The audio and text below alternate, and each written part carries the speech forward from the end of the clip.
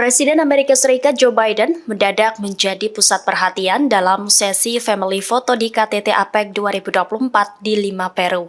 Pasalnya, pemimpin negeri Paman Sam itu menjadi yang terakhir masuk ke barisan foto.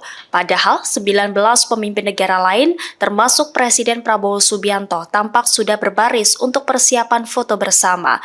Tampak sudah berdiri para pemimpin dunia yang mengenakan syawal vikuna berkelir coklat.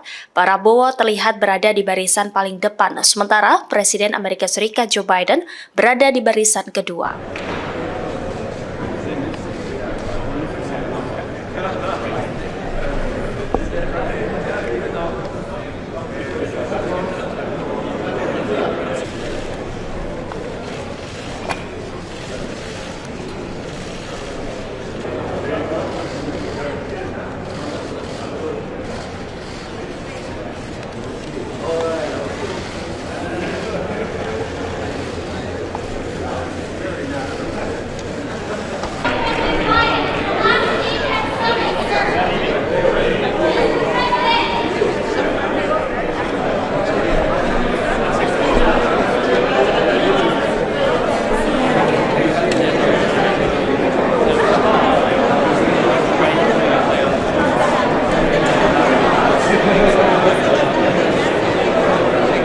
Download Tribun X sekarang, menghadirkan lokal menjadi Indonesia.